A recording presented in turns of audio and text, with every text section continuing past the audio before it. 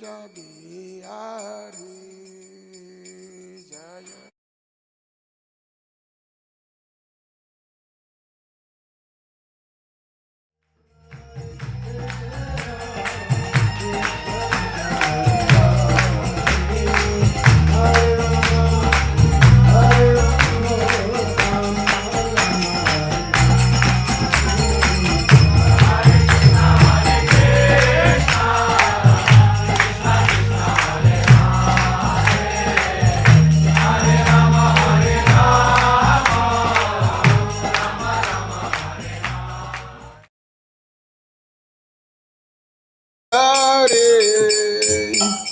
Jaya Girivara Hari Jaya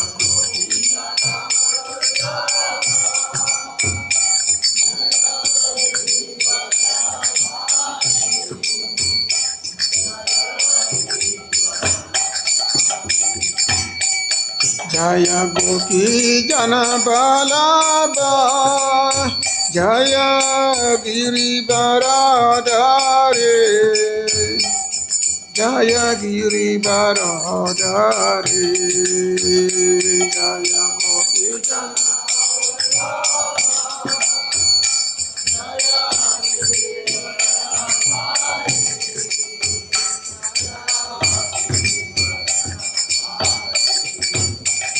Jaya Yasodanandana Jaya Braja Jana Ranjana Jaya Braja Jana Ranjana Jaya Yasodanandana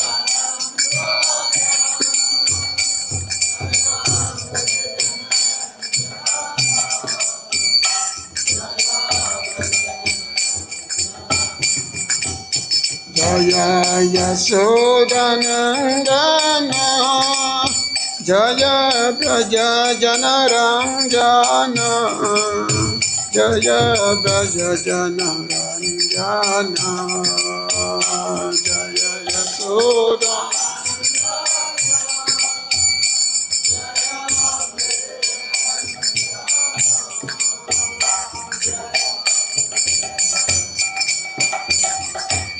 Jaya Yamuna Chiravanachari Jaya Kunda Bihari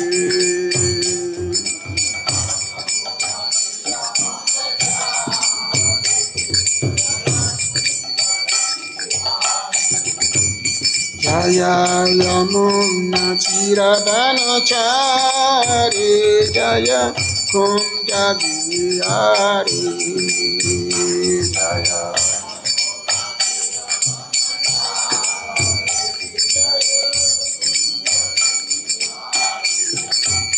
Jaya Radha Madhava Jaya Kunja Bihari Jaya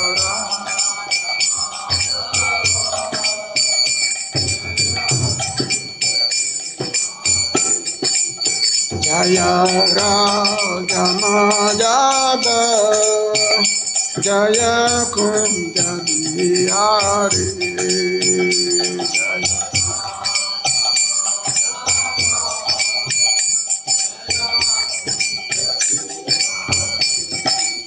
Jaya Gopi Jana Balaba Jaya Girivara Hari Jaya Girivara Hari Jaya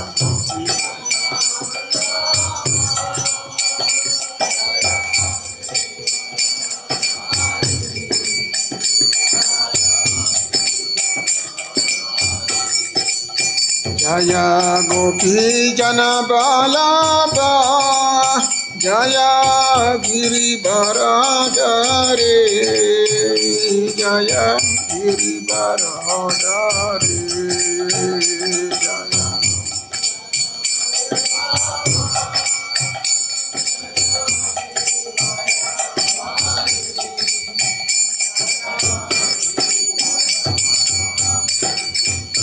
Jaya Yasodanandana Jaya Braja Jana Ranjana, Jaya Braja Jana Ranjana, Jaya Yasoda.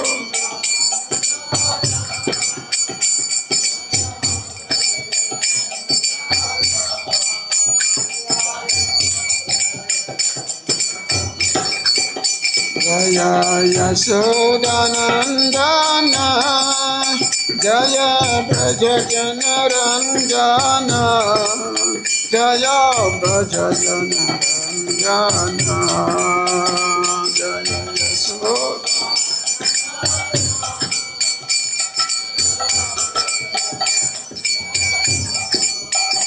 Jaya Brajajana Jaya Yamuna Shiravanachari, Jaya Kunja Diyari, Jaya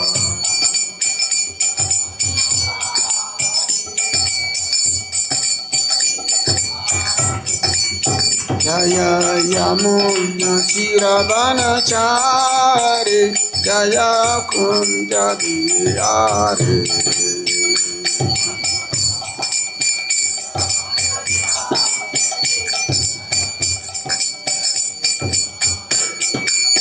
Jaya Radha Madhava, Jaya Kunja Bihari, Jaya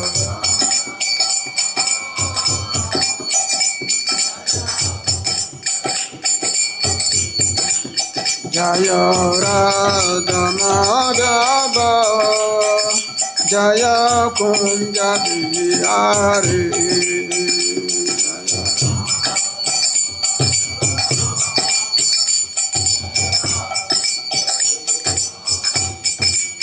Jaya Radha Madhava, Jaya Kunja Bihari.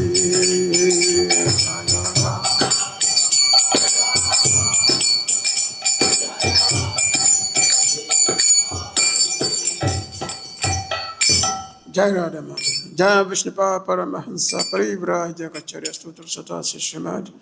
His Divine Grace, A.C. Bhakti Vedanta Swami Srila Prabhupada Ki. Jaya Om Vishnupada Paramahansa Parivrahya Kacharya Stutra Satasi Srimad. His Divine Grace Bhakti Siddhanta Saraswati Thakur Prabhupada Ki. Jaya Om Vishnupada Paramahansa Gokishore Das Babaji Maharaj Ki. Jaya Om Vishnupada Paramahansa Bhakti Vinod Thakur Ki. Jaya Om Vishnupada Paramahansa Jagannath Das Babaji Maharaj Ki. Ananta Koti Vaishnava Vrinda Ki. ISKCON founder Acharya Srila Prabhupada Ki. Namacharya Srila Haridas Thakur Ki. Grant Rashma Bhagavatam Ki. Samaveta Bhakta Vrinda Ki. Nitai Gopi Manande. All glory to the assembled devotees. All glory to the assembled devotees. All glories to the assembled devotees. All glories to the lotus feet of Sri Sri Gaura Gauranga.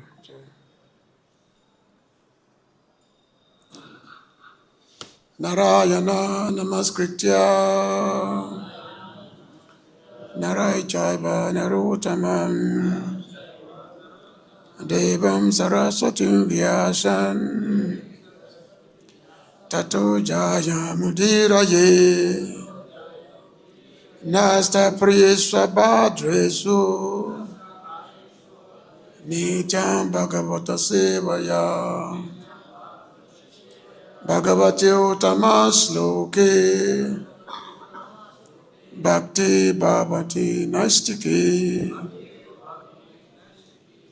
Vede Ramayane Chaiva Purane Bharate Tata Hado Adya Jamade Cha Hare Sabhata Gayati Mokam Karoti Bhachalam Pangu Langate Gri Ya Kripata Ham Bande Sri Guru Dinatarine Paramananda Madhava Dhamma Purjita Katavoja Paramo Nimastram Satam Vedan Vastavam Vatavasdu Sivatam Tapatayo Molanam Sima Bhagavate Mahā Mantra Krinteki Vai Para Ishvara Sadhya Vriddhi Avrite Chakatapita Krishanam Nigamakapa Galitam Phalam Sukat Mokan Travasam Yutam Pibatam Bhagavatam Rasamalaya Mahurau Rasika Bhavibabuka Yashavaya Shamanayan Krishna Parama Purushe Bhakti Uttapade Pumsa Kamoa Payapaha Atoyam Brahma Sutanam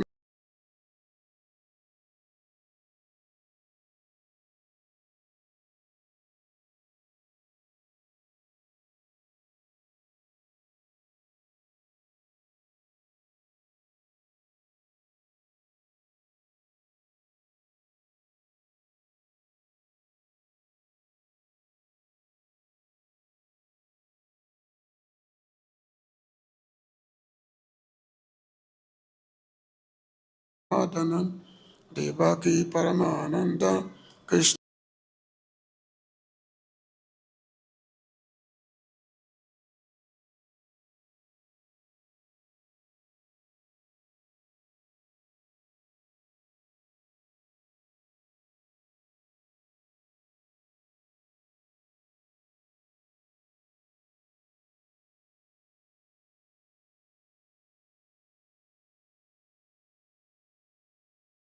Sri Krishna Chaitanya Prabhu Nityananda Sri Advaita Gadadhara Sivasadi Gaura Bhaktavinda Hare Krishna Krishna Krishna Hare Hare Hare Rama Rama Rama Hare Hare Grantarasma Bhagavatam Ki Om Namo Bhagavate Vasudevaya Om Namo Bhagavate Vasudevaya Om Namo Bhagavate Vasudevaya.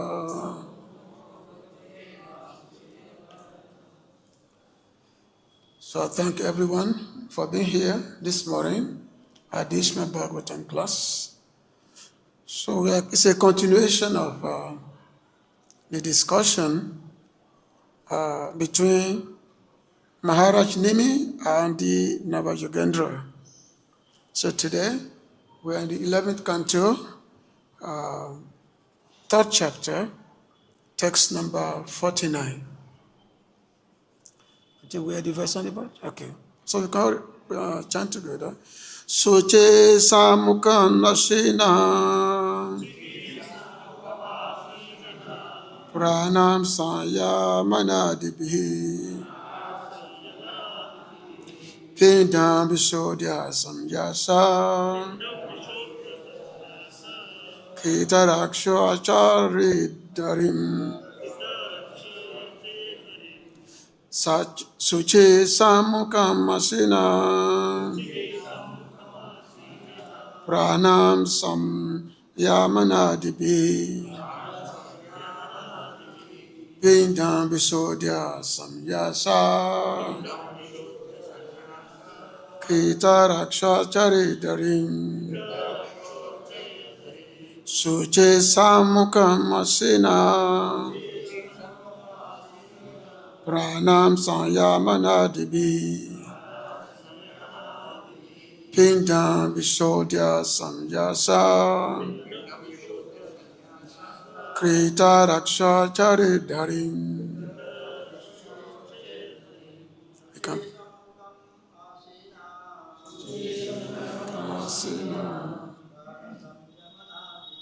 Prana Samyamanadibi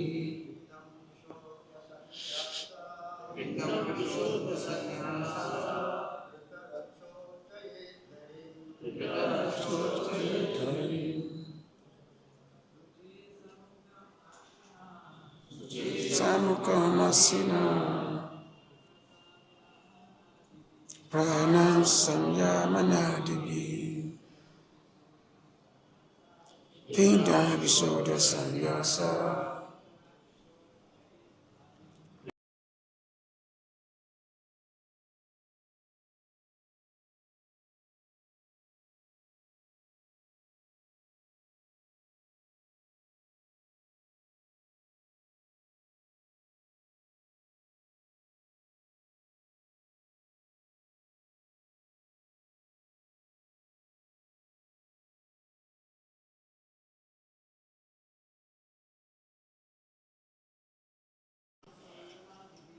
Prana Samyamana Devi.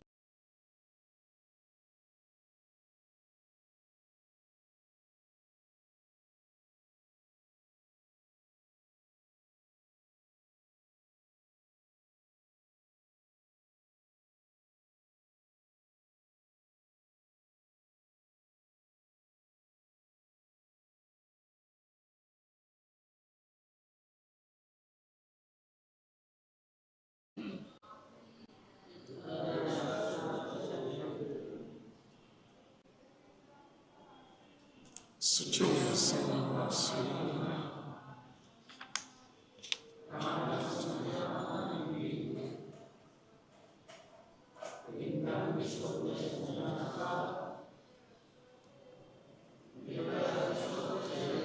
Suchi, clean, Samukhan, facing the deity, Asinaha, thus seated, Prana Samyamana Devi, by pranayama, breathing exercises, and other means. Pindam, the gross body, Vishuddhya, purifying, Samyasa, by placing transcendental marks of tilak on various places of the body. Krita Rakshaha, in this way, invoking the Lord's protection. Archayet, one should worship Harim, Lord Hari. Translation and purport by the BBT.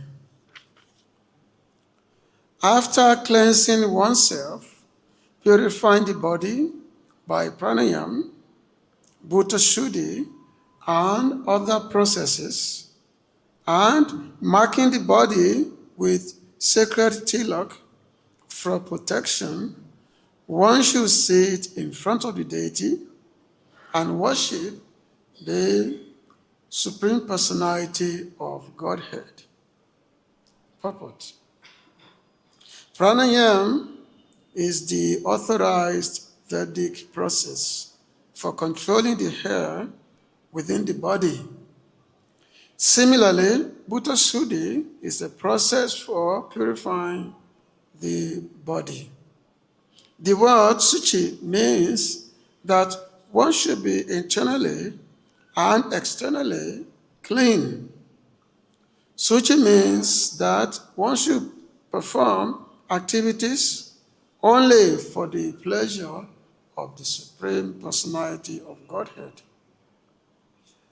If somehow or other one can remember the Supreme Lord constantly by chanting and hearing His holy name, one will come to the pure stage of life, as described in this Vedic mantra.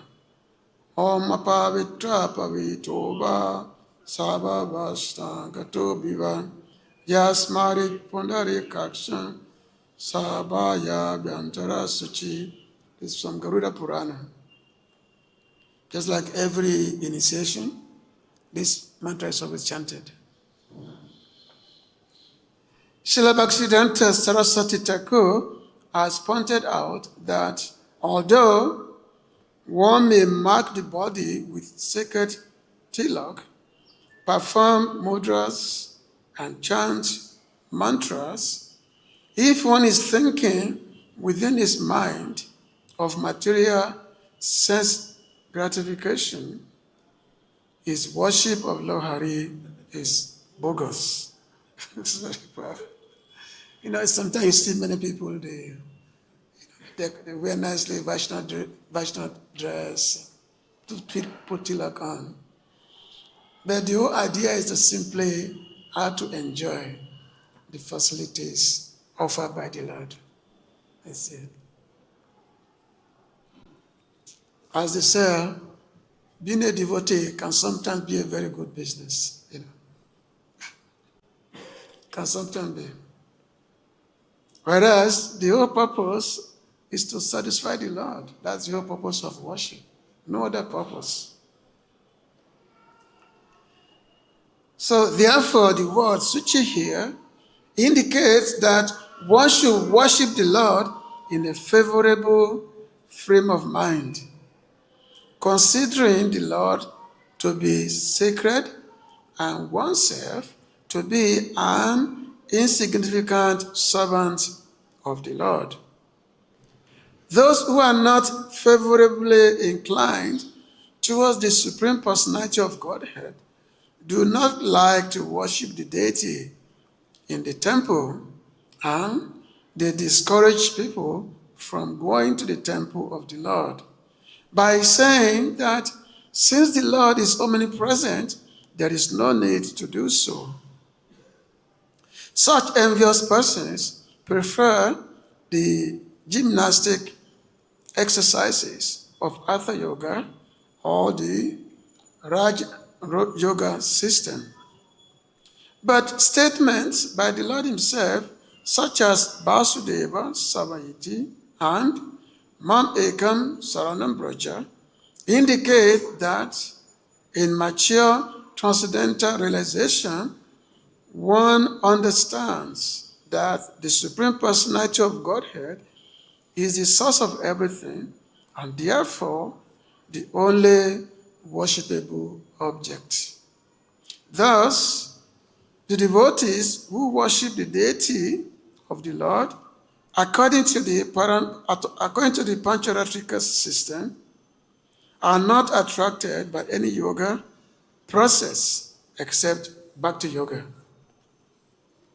So it's very, very nice, nice purport about this process of worship, the process of the deity worship, and the preparation before the worship is done. So here it says that after cleansing oneself, purifying the body by pranayam, bhuta suddhi, and other processes, and marking the body with sacred tilak for protection, one should sit in front of the deity and worship the Supreme Personality of Godhead. So even though this verse, it seems very simple, but in reality, it contains so many elements. Contains so many elements in terms of the purification, and then ultimately the worship of the Lord. So we're going to go through them because there are many words, and it needs to be analyzed.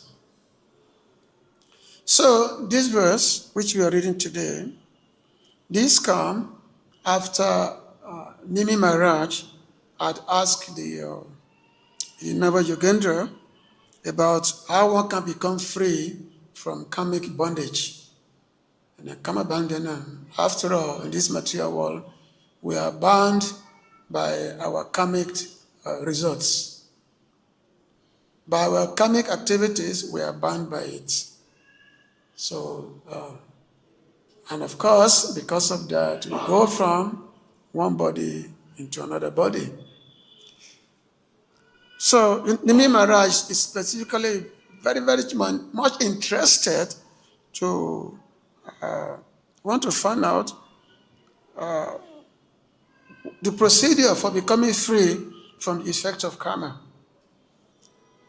Becoming free from karmic bondage, basically asking about liberation from this material world. Because once you become free from the effect of karma, then you become liberated person. You become liberated. That's moksha. So in the when Avyodhra, one of the Nava Yogenda, who is actually asking, is responding to this question of Nimi Maharaj, and whereby he pointed out the direction that yes, Sri Sri Radha Grantim, Neji Isho Paratmanaha, Vidino Pachari Devan, Trantok Tena Jakeshavan. So Avyotra telling Nibi Maharaj that yes, if you want to be free from this karmic bondage, if one is a one who desires quickly to cut the knot of the first identification within the heart, to worship Keshava according to the authorized injunctions of the scriptures. So it's giving indication here that yes, one has to take to the process of deity worship. And of course, then Srila Sridhar Swami, he gave a further analysis of this. So he said that after explaining this very Karma Yoga, because Karma Yoga is a process by which you perform activities, but the activity is directed towards the Lord. Because you have karma is activities we are performing, but when yoga is added to it, so it becomes Karma Yoga. And Karma Yoga simply means you perform the same activities that you are performing before, but because the intention is not to enjoy the fruit of the activities, the intention is to offer it to the Supreme Lord. That is Karma Yoga. So, which means when we hear the word yoga, we should not be thinking of some gymnastic processes, which most people think of. When you hear of yoga, we say, oh, I have to stretch my body this way, stretch my body that way. Just like there are so many yoga clubs. It's in every city, everywhere. It's everywhere. But people say, oh, I simply have to do this particular exercise. But no, that's not yoga. Yoga means to bind one to God, to bind one to the Supreme Lord, to perform activities for the satisfaction of the Supreme Lord. That is yoga, or in this case, Karma Yoga. So the Karma Yoga is meant to free us from the knot of material bondage. So Srila Sridhar Swami is explaining that Avyotra is introducing this tantric or agamic method of worship, Pancharatra. And of course, Srila Vishnu Chakravarti Thakur also similarly emphasizes that this worship of God, of Krishna, is intended to remove, what's that? Hridaya Granthi, that knot of the heart, that the knot of Ahankara, Hridaya Granthi, that false ego that makes us thinking that yes, this material world is meant for my enjoyment, and all activities that I may perform is to pursue that, is to pursue that process. But the process of worship, which is being introduced here, is to remove that knot. That now you are not the enjoyer, that you are a servant of God. Now, in the verse which came yesterday, whereby it mentioned Labdwano Grahat Achayat, Tena Sanda Sita Gama, Mahapurushan Abhyachayan Motyabhima Tayat Manaha. The devotee first received the mercy of the Acharya. Labdva Anugrahat. Anugraha means the mercy. Labhyano Grahat Achayat. One first received the mercy of the Guru. Then, from the Guru, one learns the authorized method of worship from him and worship the Supreme Lord in the form most dear to his heart. So the devotee who gave class yesterday, he made a very nice explanation of this verse in terms of the approaching the Guru and receiving the proper mantra. And that mantra is accordance with the form of the law that is most dear to you. Because as everyone come to Krishna consciousness, and the Lord has so many forms, so many varieties of forms are there. But different devotees, they have their particular attachment to a specific form of the Lord. So in accordance with the propensity of the devotee, so the Guru, he directs accordingly by giving the proper mantra.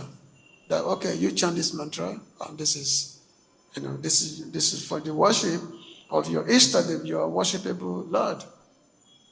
So sometimes a person who may be attached to Lord Sringadev, wherever he goes, no matter which temple he sees Lord Sringadev everywhere. Similarly, a devotee may be attached to the worship of Lord Ram, and wherever he goes, he sees Lord Ram everywhere. Just like one particular devotee. So he went to Jagannath Puri, to Jagannath temple.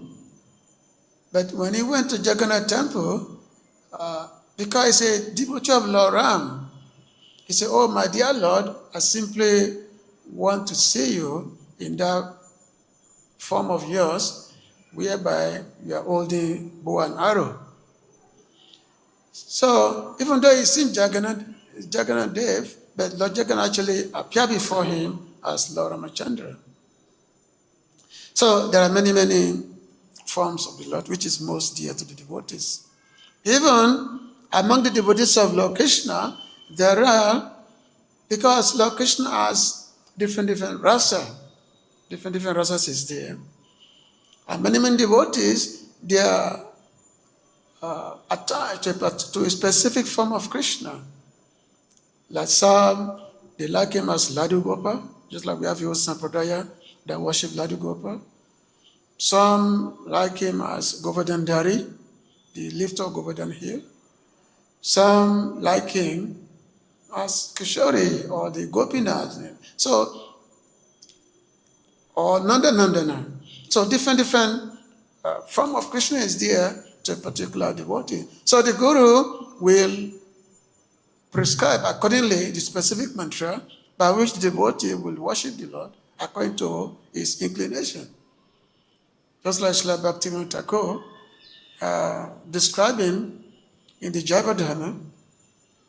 So two devotees, they were taking instruction from Babaji Maharaj, the Guru Maharaj, they were taking instruction, two devotees.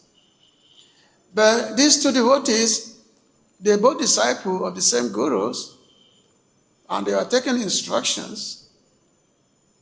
And then the Guru asked them, which form of Krishna is most attractive to you?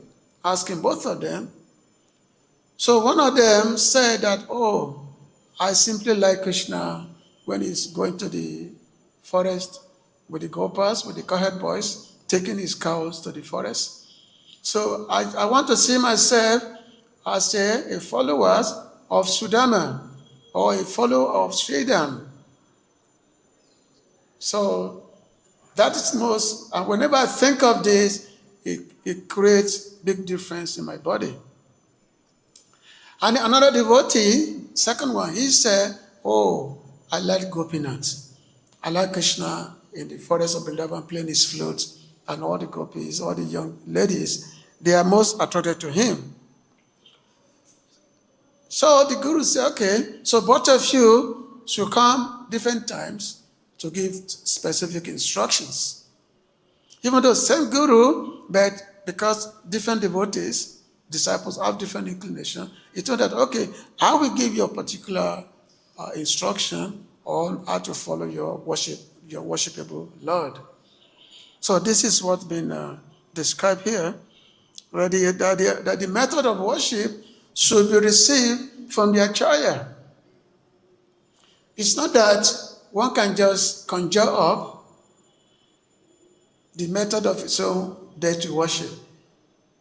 You can't just think, "Oh, I like this, let me worship this way. It must come from the acharyas, which means it must come from Guru, Sadhu, Shastra. The Guru, the Sadhus, and then the Shastra, the authorized scriptures, which is coming from Parampara. It's coming from the Parampara. So it's very, very methodical. So the scriptures are there, especially in our Vaishnava Gaudiya line.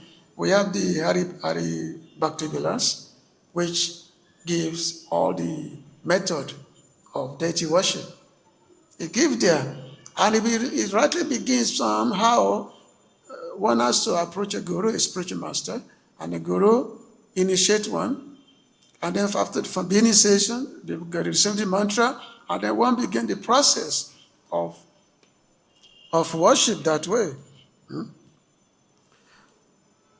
So you can see the sequence is there. It's a sequence, the Guru, the Agamas, the Ishta Devata, worshipable Lord, and then the purification, which means one become purified. This word Suchi, I will get into this word later on, the word Suchi. One become purified, and then once there is proper purification, then the Archan, the worship, the deity worship is there. So which means the Archana is not an independent invention of worship. So it descends through Guru, Sastra, and Parampara. So now, Suchi, because this is the very first word which is mentioned in this line. The Suchi Samokam Asina. So which means before facing the deity, before starting the process of deity worship, the cleanliness must be there. Cleanliness, Suchi. Which means the purity must be there. As they say, that cleanliness is next to godliness. Cleanliness. First, there must be cleanness, then you can worship God. However, even though from ordinarily Suchi may just mean physical cleanliness, may just be that. But it's actually much more than that. It's much more than just external cleanliness.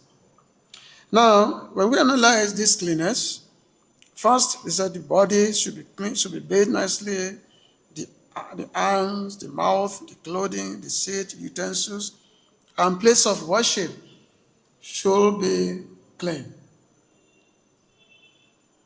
For just like devotees, they bathe 2-3 times a day. Normally, if you are just a Brahmana devotee, you bathe twice a day. And if you're sannyasi, you bathe 3 times a day. So that principle of cleanness will always have to be maintained. And of course, in the later chapter, in the chapter 27 of this chapter, of this canto, when Lord Krishna is actually elaborately describing the deity worship.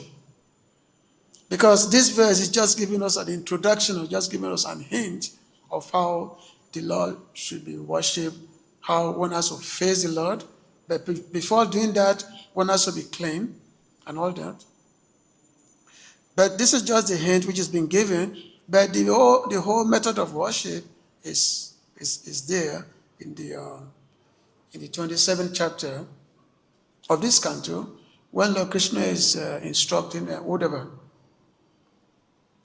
So Lord Krishna is saying, Suchi Sambrita Sambaraha. So he said the worshipper should first become clean, prepare the paraphernalia, sit facing east or facing the deity, which means one has to sit facing directly the established deity. So this is what is being said here, the Suchi, internally and externally clean. So now we are talking the external cleanness here. So external cleanness means all these various bathing, washing properly. So which means, for example, you don't go to the bathroom and relieve yourself and finish without proper bathing. Not just bathing, especially without proper cleansing yourself.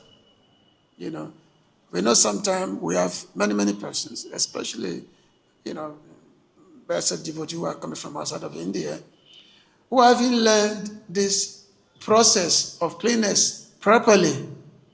So sometimes they come, let's say they come to Vrindavan, and then they immediately want to say, oh, I've heard everything, so therefore I want to worship like the gopis. I want to go to, Radhakund and follow the Babajis and follow their method of gopi bhav. But without properly knowing what is cleanness, you don't even know how to clean yourself properly. And then you're talking of, be a follower of the gopis. And you see that all the time. Whenever our devotees gathering, you see them. They come, you finish eating, not proper washing. Like Srila Prabhupada, you will never see Prabhupada drinking water and putting cup in his mouth. You never see Prabhupada always do like this. So, would never touch his mouth with drinking cups. Like the other day, I was with Gagamani Prabhu. So he was saying that when Prabhupada was eating, he said Prabhupada will just take, the food item, like a bowl of rice, and we just throw it to his mouth like this. Like the way we eat, like reaching and just putting it in my mouth. Prabhupada would never do that. He will always throw it in his mouth. Because Prabhupada, he had the most perfect standard of cleanliness. Most perfect standard of cleanliness. So in the beginning, when the movement was starting in 1966, so at that time, the devotees don't know what's the method in terms of cleanness, or not allow your body, especially your leg, to touch the, items like mridanga or characters, not to talk of the books. So sometimes Prabhupada will say, oh, don't let your leg touch. Don't let leg touch. And sometimes when devotees heard it, sometimes some of them become offended. That, oh, why is Swamiji saying that? Why is Swamiji saying this? That don't let leg touch.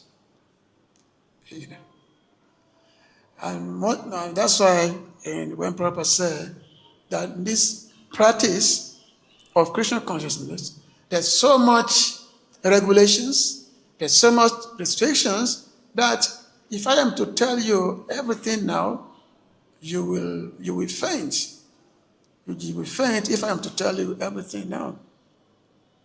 So obviously, it took us time, because I'm talking of many of us who have come from the West. It took us time to learn all the procedure. It took us time, And of course, those who are Indian, for them, that's not a problem.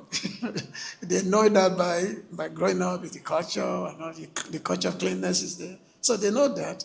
But us coming from the other side, it's not like, so we have to learn it. So this is the thing here. So when there is, so the internal cleanliness must be there, and then now as explaining, there are 3 levels of cleanliness. 3 levels. There is the external socha, external cleanliness, and then there is mental socha, the mind, the cleanness when the mind is clean. And then there is the internal process, or devotional cleanness. So the external cleanness must be done, as we said, the clean of everything, body, leg, everything, bathing and all that.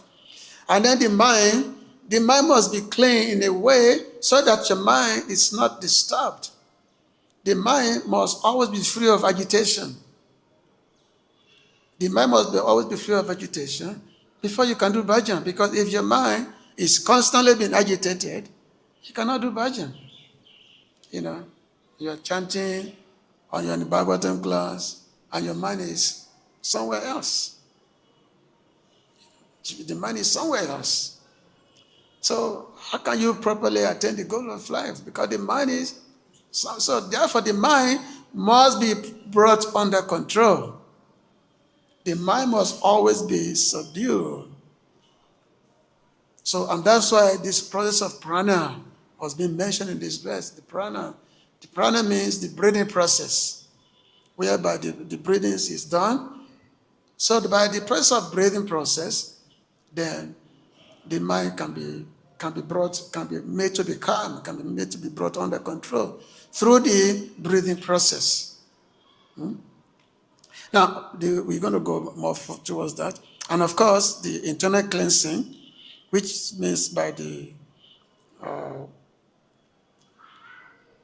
whereby the mind, the internal cleansing, whereby one is absorbed in the chanting, hearing about the Lord's name, his activities, his pastimes, and all that.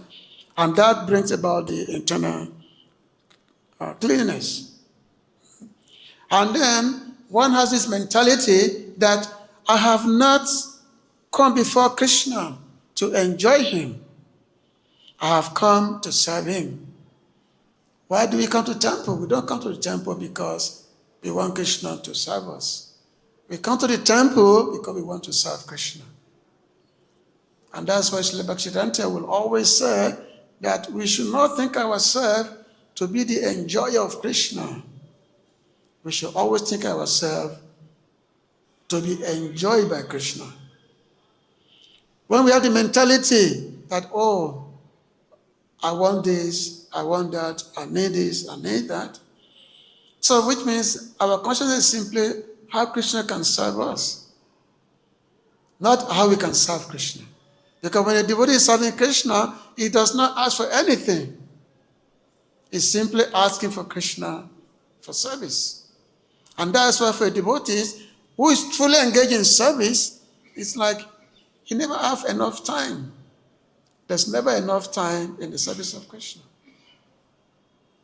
It's like, the 24 hours a day we have has described that sometimes the Goswamis of Vrindavan, they are so much absorbed in Krishna bhajan, in service of Krishna, that they will do their bhajan, their seva for about 22 hours a day, and then the other 2 hours will simply be devoted to, taking care of the body and sleeping and all that.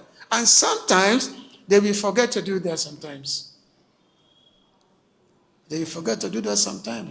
You can just imagine that you are so much absorbed in hearing and doing Krishna seva, and you forget about your own bodily needs.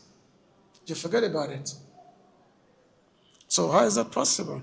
So therefore, in the purport which we read today, it says, Om apavitra patrova savavashtam gatopiva yasmare pundarikaksham sabaya byantaram suchi.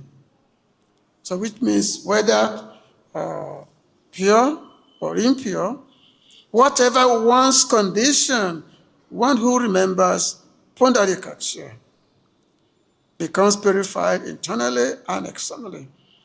So which means the method of remembrance, or the deepest method of purification is through the remembrance of the Lord, this remembering process. So therefore, Krishna consciousness is the supreme purifier. Like in the Sisashtakam, the very first verse is a Chetudapa Majana Baba Mahagidavagni Devapana, Chetudapa Majana. Shaya Kairava Chandikabitana Vidya Badu Jivana. Ananda Bodhi Badana Punamita Swadana Savatmana Snapana. Snapana means cleansing process. Param Vijaya Sri Krishna Kirtana. That this Sri Krishna Sankirtan is the best, the supreme cleansing process. And by that cleansing process, we overcome, we get rid of the Mahadeva Agni, this blazing fire of materialistic existence. The heart becomes cleansed, Chetadapanam, the mind becomes cleansed totally through this cleansing. So therefore, it's always said that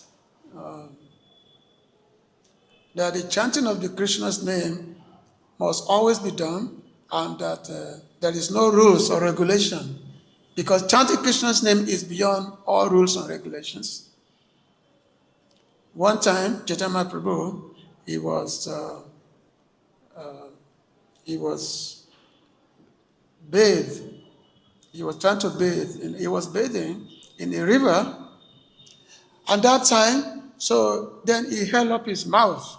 He held up his mouth because he wanted to bathe in the river. So he held up his mouth, and then there was this boy. His name was Gopal. He was a very, very young boy. And then he asked Mahaprabhu, why are you holding your mouth? Why are you holding your mouth? So Mahaprabhu replied, because I'm always chanting Krishna's name. Krishna's name is always vibrating in my mouth. It's always vibrating in my mouth. But because I'm bathing now, so that's why I'm holding my mouth, because Krishna's name is always constantly vibrating in my mouth. So, and then Gopal Guru said that, oh, my dear Lord, you have instructed that we should always Kirtaniya Sadare, we should always be chanting Krishna's name, regardless of what state of mind we may be. It doesn't matter what state we are in, cleanness or uncleanness, we always chanting. We should never stop chanting. So when Mahaprabhu heard this, he was very, very happy. And then Mahaprabhu called him, now from today, you become Gopal Guru. So the name Gopal Guru was actually given by Mahaprabhu himself. And Gopal Guru, I forgot the name of his guru. So he wrote this famous, this Achan Āratī. Huh? Yeah, that's his disciple. Then Chandra Goswami is disciple of Gopal Guru. And then Chandra, yeah, he was his disciple. Actually, he was the one that compiled this Achan Āratī. Then Chandra Goswami. So the supreme purifier is the chanting of Krishna's name. And there's so many, mantras that it doesn't matter where we are, we should always chanting the Lord's name. So Srila Bhaktisiddhanta, which is cited in this purport, that he was saying that if we maintain so much external cleanliness, we are performing so much external rituals, but if there is no internal purification, if there is no surrender to the Lord, then that is useless. What's the point of maintaining so many rituals, cleaning yourself, mudras, so many things like that?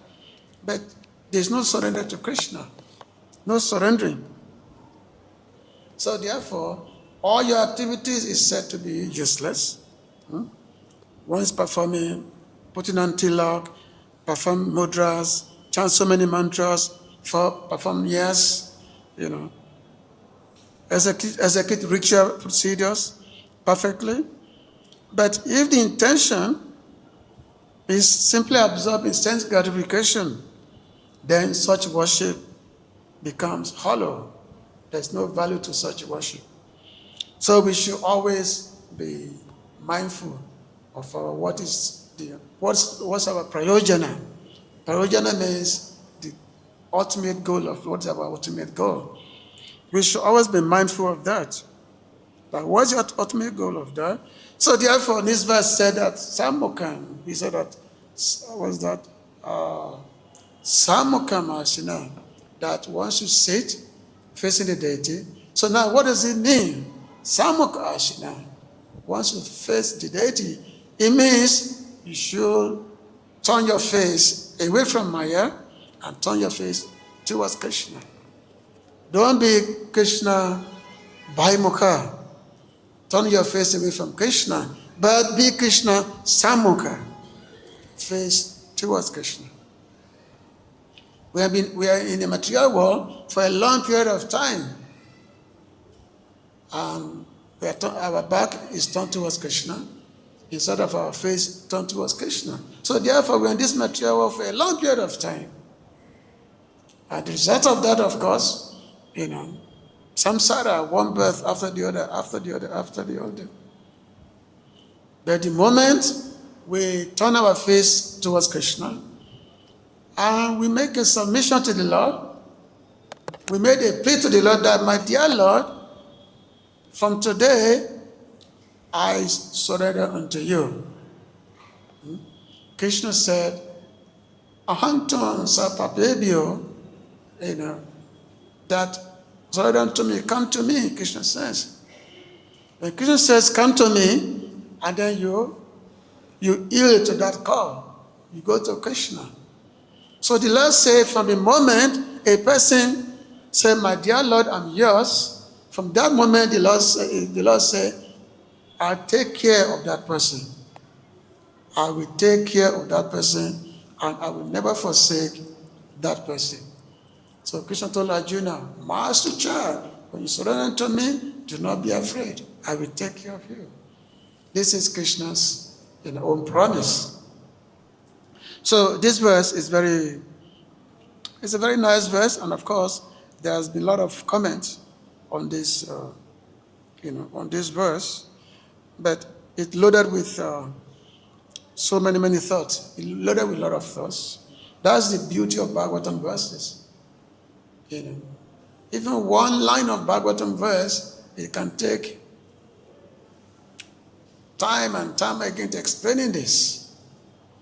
Just like Srila Bhaksidanta, he gave a lecture on the first verse of Bhagavatam, which started with a Jama, what's that? Jama Dyasya Jatu Itarabi, or that verse, that Jama Dyasya, from whom everything has come. So that verse alone, Srila Bhaksidanta, he gave a lecture for 2 months on that verse. He gave a lecture on the 2 months. And for each day, and he never repeats what he said the previous day, because it's full of revelation, full of each verse, each word is full of revelation. The whole Bhagavatam is centered around, is the explanation of Chatusloki, 4 verses. 4 verses which Lord Krishna spoke to Lord Brahma. So the whole Bhagavatam explanation, the whole 12 cantos, 335 chapters, and 18,000 verses, is all centered around those 4 Chatusloki. So there's anytime we enter Bhagavatam, we hear it, or we speak it, so there's always new revelation all the time, always new revelation. So even though the same verse may be there, you bring different speakers, they will speak differently on the same verse. They will speak differently on the same verse. That's the reality. Because Bhagavatam, it contains so many millions, unlimited millions.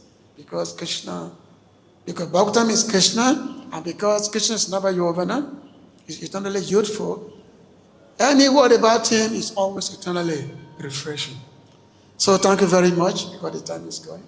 So if there is any question or comment, very short one. Hare Krishna. Sorry, I speak for too long. So Hare Krishna, anybody want to add a quick question or say something? Okay, so thank you very much. And please keep coming to Bhagavatam class. And keep reading Bhagavatam class. Keep reading Srimad Bhagavatam. And your life will be sublime. Jai Granthara Srimad Bhagavatam ki. Srila Prabhupada ki. Gopi Manande. Hare Krishna.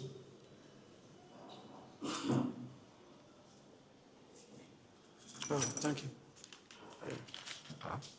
Hare Hare, Hare Rama, Rama Rama, Hare Hare, Hare Krishna, Hare Krishna, Hare Krishna, Hare Krishna, Krishna Krishna, Hare Hare, Hare Rama.